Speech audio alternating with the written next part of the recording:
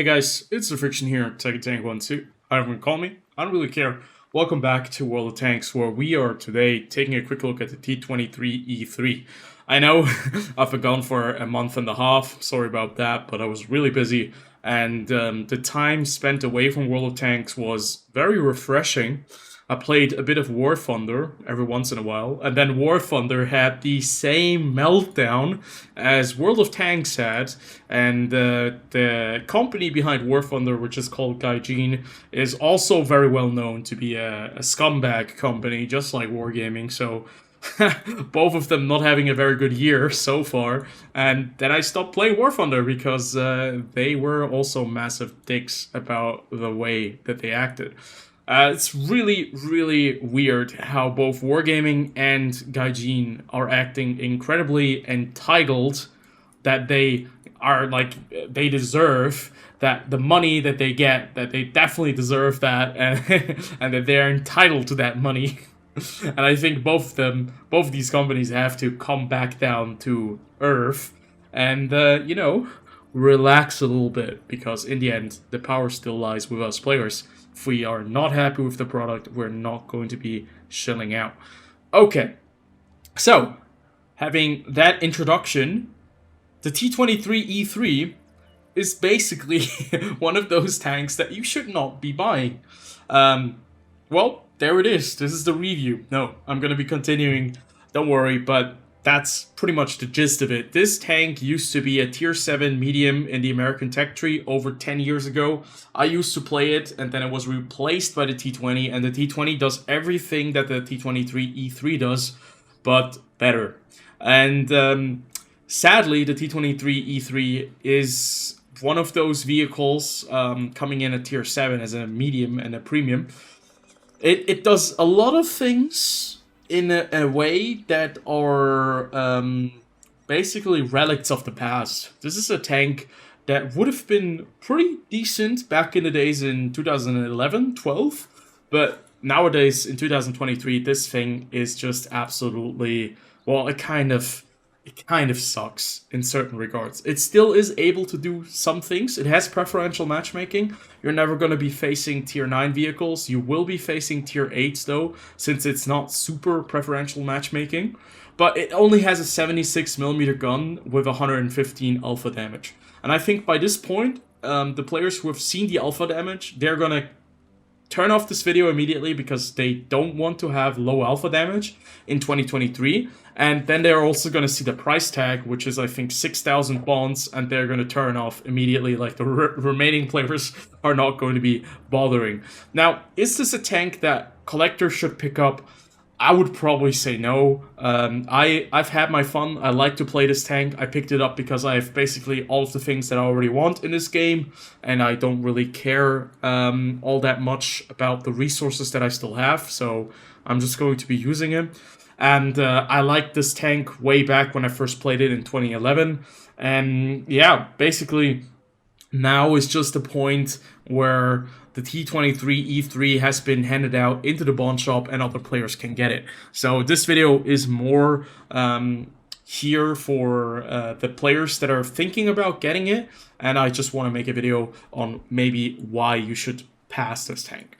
It has very bad alpha damage, very high rate of fire, the penetration is okay, the APCR rounds are really expensive, 2,800 credits per shot, shell velocity isn't all that great, 990 meters per second, the penetration of 190 millimeters is also not that great, so you're going to be having a hard time going through several tanks at tier 7, especially heavy tanks. But we're going to feature that in the replay, so you'll know more about that. It has great gun depression, which is great. Decent aim time, decent dispersion values, and very nice DPM because of the high rate of fire.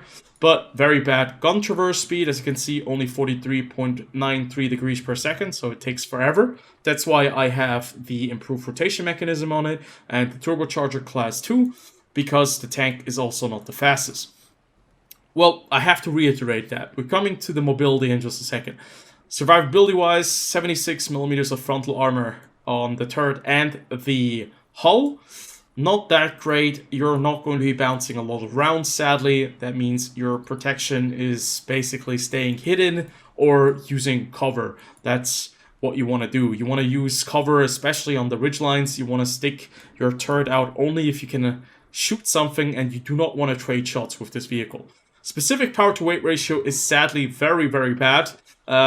It's without the turbo, without modifications, it's at like 14.8 horsepower per ton, so this vehicle does take a while to accelerate, but its top speed of 56 kph is great, and its top reverse speed of 30 kph is really good as well. Traverse speed, on the other hand, is a bit lacking. I am using the improved rotation mechanism and a modification to increase it, and with these, you know, 2 equipment pieces and with the modifications, this tank is actually a lot better, in my opinion. It's a lot more fun than without them. Spotting wise, this tank is actually not too bad, 380 meters base view range, but that's, I think, the same with the Comet and the Eagle 7 and the T20 and maybe the Panther M10. I'm not entirely sure if it's also 380, but 380 meters base view range is what you get on the Allied tanks right here.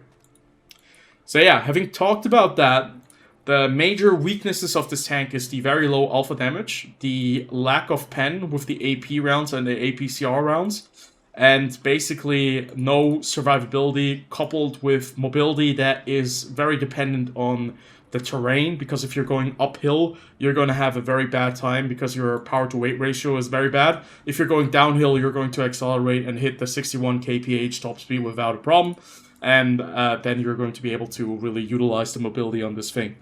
I would say without further ado, we're going to jump into 2 gameplays. I'm going to show you guys the weaknesses and the strengths, and then I'm going to tell you why you shouldn't pick it up, because personally for me, my opinion is the T20 does everything the T23E3 does, but better, has a bigger gun, and if you really want to use that 76mm gun, you can just use the exact same here. It doesn't have the same penetration, but other than that, DPM is just as good, aim time is decent, dispersion value is maybe not that great, but the 90mm is probably what you want to use either way. So let's jump into the gameplay, and then we can see the final verdict at the end. The first game we're going to have on the map, Empire's Border. This is probably one of the worst World Tanks maps that have ever come into the game, because it's a very unbalanced map, and the entire north of this map is just kind of wasted. Sadly, whenever teams try to push the north and only play that part of the map, they tend to lose, because the fastest way to the base is through the south and through the west. So yeah, we're gonna go into the middle. G3 is the place that we want to defend. We do have great gun depression, and as you can see, the mobility isn't all too shabby either. Even on flat ground right now, we're able to reach the top speed of 61 kph, but it does take longer to accelerate than it would take other tier 7 medium tanks. So if you would have a foot race against other tier 7 mediums, you would probably lose. You can see as soon as you have to go up the hill, the lack of power to weight ratio that you have right there, the horsepower, yeah, kind of makes itself apparent, and it takes very long for you to get up here. But as soon as you go down the ridgeline or down this hill, it's gonna go really, really fast. So this is a perfect place for this tank, because you have the 10 degrees of gun depression, you have the ability to, you know, deal the damage to this Skoda T25, you have the very high rate of fire, you don't have to worry too much about the lack of penetration or the low alpha, because you can utilize the rate of fire. But at the same time, as you can see, as soon as somebody sees you and starts shooting you, you're gonna have a really bad time, because your armor is not gonna hold up. Now, you are not going to be playing against tier 9 tanks, which is a good big plus. You're only going to be facing tier 8 vehicles, if ever. And most of the games you're going to be playing against tier 7 and tier 6 opponents. And I have to be honest, in games like tier 7 or like in games like this, the vehicle can be a pretty good asset, in my opinion. But still, in the end, characteristic-wise, it's not worth the bonds that you have to spend. What makes it worse is that it is a premium tank, a fully fledged premium tank. That means it also makes premium currency, or not premium currency, but it makes more credits than the standard tier 7 vehicles that you're going to be playing. But at the same time, the issue is just you're going to be spending a lot of those credits on your repair bill and the ammo bill, because you're going to be using a lot of premium rounds as soon as you have a target that you cannot go through. And, you know, the ability to penetrate a tank with premium rounds, that's something that you want to have as a given, like that the premium rounds are good enough to actually allow you to pen the targets, because if that doesn't happen, you're going to be paying double, basically, because you're not making any any money out of it. And you're just spending the 2,800 credits per shot. And sadly, this is just one of those tanks that will not make that money. You're still going to be bouncing shots with the premium rounds, and it's very similar to the E25. But the E25 has other strengths that this thing doesn't have. The E25 has better mobility. The E25 has incredibly good camo rating. The E25 can stay hidden basically right in front of your face, which this tank cannot. So, yeah, it might have more armor and more ammo than the E25, but I would much rather play the E25 than this thing any time of the day, because I think the E25 is just a lot more fun with all the features it has. So now, right now you can see we're trying to just hold this corner. We've fallen back. We do have some support. There's the Yak Panther and the 88 right next to us. And the majority of our tanks that have pushed north got absolutely obliterated by two E25s, as you can see. Both of them are at 7 kills. And yeah, now we're just trying to use our gun. We're just trying to do as much damage as we can before the game ends. And you're going to see the limitations of this gun very, very clearly in this replay. Because, you know, look at the alpha damage, 107 damage per shot.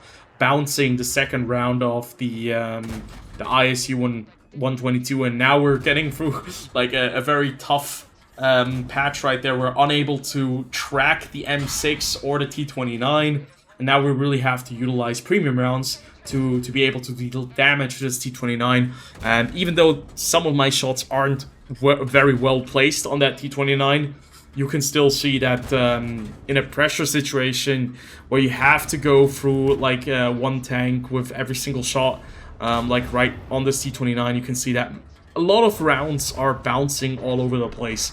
And that's just, it's just something that I don't want to have happen. If I was in a T20, this wouldn't be a problem, and it just shows and underlines the issue of this thing, that it's not going to be a very competitive vehicle with this 76mm gun if it has to go toe-to-toe with other tier 7 tanks. Still, we managed to do 2,000 damage because the rate of fire is very high nonetheless. But as you can see, this is a scenario you never want to find yourself in the T23E3, where you are basically, you know, back to the wall and you're just trying to defend. You don't have any armor, you don't have any protection, you cannot go hull down. That's the last place you want to be in, and you know, the frustrating part is also when you're bouncing your rounds. But sadly, this is the worst kind of scenario that can happen to you, you know. Still, we did 2,000 damage. And we're going to go over to another scenario where you can actually utilize the strengths of this tank, which is its decent mobility and the gun depression, coupled with a very high rate of fire and, you know, a bit of flanking maneuvers, how you're supposed to be playing the medium tanks. So let's jump on over to that gameplay, and then hopefully I can show you that there are some strengths to this tank, but it's still kind of limited because there are other vehicles out there that can do the same thing, but better. The second game that I've prepared for you guys is on Cliff. It's also a tier 7, tier 6 matchup. I was very lucky. Most of the games were only tier 7, tier 6. And you can see Cliff is a map where the middle counts very, very much. You want to control the middle, you want to control the entire F line here to be able to, you know, get the fight to the enemy. And if you control those parts, you can probably put quite a lot of pressure on the enemy team. So as you can see right here, we have a stock T20 right next to us. He's going to be coming to the same place as we are. And you can see if you are going downhill, this thing really accelerates quickly.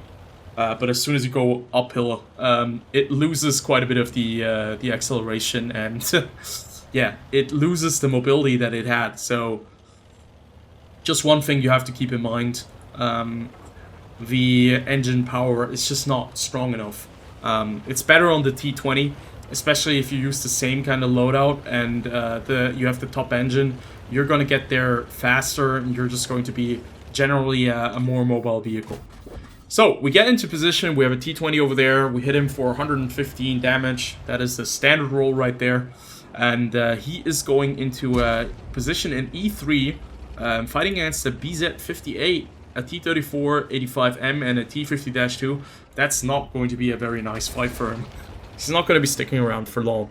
But here we can actually see one of the strengths of this tank, the gun depression, 10 degrees, you know, this Cromwell B is not going to be able to shoot us because I think it only has like 8 degrees of gun depression. And that's where you can actually do some damage. Now, one key feature that this tank lacks is the alpha damage. Every single round does only do 115 damage. So that means that the enemy team will probably not have as much respect for your tank as they would for, you know, as they would have towards other vehicles. Because, you know, if they come around the corner and they hit you for 300 and you hit them for 100, it's not going to be a very good trade for you. So you want to be really cautious when you play this tank. You don't want to trade for no reason at all. You don't want to take unnecessary hits because you don't have any armor, you don't have a lot of HP, and you also have to, you know, choose the moments where you actually engage the enemy wisely, because you don't want to get caught out in the open and then completely obliterated by several other tanks that, you know, do a lot more damage than you do with a single shot. Now, even with the side of a SMV, it's kind of tricky to to land a couple of shots that deal damage. In the end, we still managed to hit him twice, and we set him on fire as well.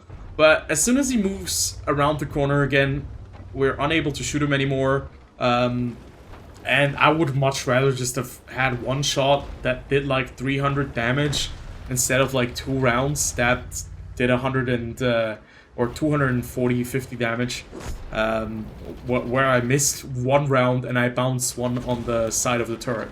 So yeah, right here we're kind of challenging these 3 vehicles there. Maybe not the smartest move in this situation, because they do have the firepower advantage, and also there might be a tank destroyer sitting at A5, but it looks like there is not, because otherwise we would have already been hit at least once in that scenario. But it looks like our team is controlling the most important parts of the map. We do have 2 tanks. One, they just lost the VK on the side at H9. And there's still a Type 64 around that corner. But yeah, as I mentioned, the shell velocity isn't that great either. 792 meters per second. That is not something that I would really call great shell velocity. It is a tier 7 medium tank, and you have to be honest that the shell velocity back in the days was most of the time at like the same level. 792 was, I think, the average. But nowadays, in 2023, shell velocity, like, I would really need at least 1,000 meters per second shell velocity. That's something that I want, at least like the base for the AP rounds. And sadly, you don't even get that with the APCR rounds. And here you can see it does work. The tank does work if you have a target like the Achilles that doesn't have a lot of armor, where you can really use that high rate of fire and the gun depression to take 2 or 3 pop shots. But I would still much rather have the 90mm gun there and deal damage to the M2Y and also the Achilles, because as you can see, we only managed to pen the M2Y once there. Now, we're moving into the middle. We're going to F3 to help out the team on the 1-2 line, because there's a Leo very close, and then there's a Leo at D2. And, you know, against a target that is soft like the Leo over there, you know, your high rate of fire is going to probably help you out. But, you know, if they go behind cover, what is your high rate of fire going to achieve there? We bounce his lower plate as well because of the angle. When he was moving back, I wanted to retrack him. But, yeah, I think with a APCR round that probably would have penned. 190mm would have been enough. Would have been about 50mm more than the 100 and, well, at least 40mm more than the 149 that we have right there. But yeah, mobility is decent, but still the T20 would take the cake. So we're moving around the corner, finishing off the Achilles. Now we control basically the map, the middle of the map. We can take all of the time that we have, and just basically slowly but surely clear the right side before we go over to the left. Right here you can just see how ridiculously annoying it is to have bad pen with your standard rounds, because we're unable to go through the AMX AC46 through the front. So we had to really choose our shots wisely. But the reverse speed is great on the vehicle. Still managed to get out of the way before the M2Y was able to shoot us. And the M2Y is probably going to be our main target now, because we want to get him out of that position so that we can clean up the left side here. But first we're going to check if we can actually see the Hellcat, or maybe the Leo. We do spot the Hellcat, but we don't have an angle on him. Can't really shoot him because of the rocks in the way.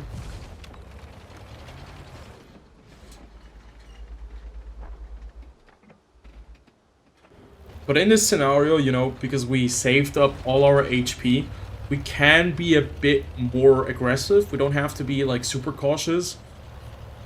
But it still is, like, the best way to be a bit more cautious, at least. Like, it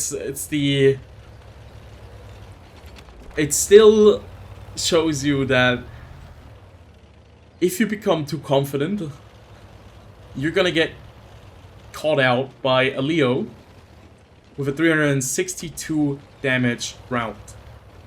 And we returned fire and we only hit him once for 107.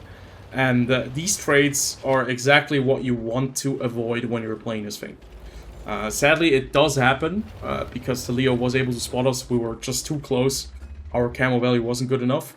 But now you can see we have loaded APCR just to avoid that problem again with the M2Y. Because if he's moving back, we can actually kill him.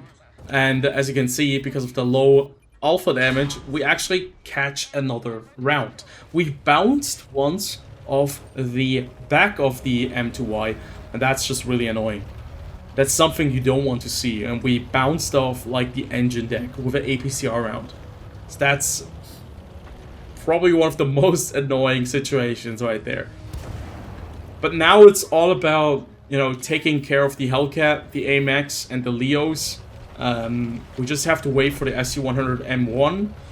We have to be cautious that we don't overexpose ourselves or overextend, because now we're at 420 HP. Single artillery round can do a lot of damage to us, and then if the Leo places another a big round into us, we're gonna have a really hard time. And sadly for us, the GW Panther does take interest in us and gives us a massive 251 bitch slap to the rear of our vehicle. And now we're in a very awkward position because we just lost the T25/2. We still have a Super Hellcat, a SC-100M1, and a Rudy PL. But we have to be cautious here because we do not want to get into a position where the Hellcat and the Leo are able to take us out of the game. Because if they kill us and this Rudy stays in that corner, the Leo might actually take the middle, and he can actually flank the SU-100 or get to the artillery. So this game has become a very close game by this point. What we want to do is we want to use these bushes here, and we want to take out the Hellcat before he is able to go over to the other side. And once again, no clue where that round went. The second shot does hit, but since we only do 125 damage per shot, the Hellcat still lives. And in a T20, right, that wouldn't have happened. So this has become a very awkward game now. While it was a very clear-cut win at first, it has now dwindled down to a very uncomfortable standoff where we control the majority of the map and they control just a very small sliver on the 1-2 line, but they somehow are still able to fight back. The GW Panther just knocked out our SU8. I have no clue what the SU8 was doing because he was driving out in the middle. But thankfully for us, we do manage to spot the GW Panther. I have no clue why the GW Panther moved out of the way. He was probably afraid of counter battery from the N12. And thus, I think he was trying to reposition himself. But he should have just stayed in that corner, because as soon as he moved out of the bushes, I was able to spot him and were able to take him out of the game. So now it's all about who gets the Hellcat and who gets the Leo. The last thing I want to happen right now is to get flanked by the Leo. So I'm using this dead tank, this BZ-58 on the left of me, as cover, while I'm looking for the Hellcat. And if the Leo chooses to come up in the middle, because I know he's on very low HP, I can easily take him out of the game while still having cover on the left side of me, right? We got lucky, the SU-100 does spot the Hellcat, we knock him out of the game, and now the Rudy and the SU-100 are just going to clean up the remaining tanks. AMX is going to take one last hit to the face by artillery. If I recall correctly, if I remember correctly here. Yeah, right there. Gets knocked out by the SU-100M1, and the Rudy gets the Leo. So yeah, this was a much more successful game in the T23E3, but at the same time, I'd have to say that in a T20, in a Comet, I would have felt much better placed, because even the alpha damage on the Comet is better with 140 damage instead of 115. And I think there are other tanks that can just do the thing, same things as the T23E3 can do. And having a price tag of 6,000 bonds is just incredibly high for a tank that isn't that good. So I would stick very far away from this tank. I would stay away from this tank. I would rather go for a tier 8 premium tank and, you know, save up 8,000 bonds and get something else, instead of wasting 6,000 bonds on the T23E3, when you can just play the T20, which is basically the same tank but better in every regard. And it's for free, or at least it's cheaper than this thing, because you don't have to spend bonds. It might not make premium currency or additional credits, but it's a much better choice than this tank is, in my opinion. So hopefully you guys did enjoy. I'll see you guys on the next video. Until then, have a good one. It's probably going to be about the new map on Frontlines, and afterwards we're going to feature some other games as well. So I hope you guys have a nice one, and I'll see you guys on the next video.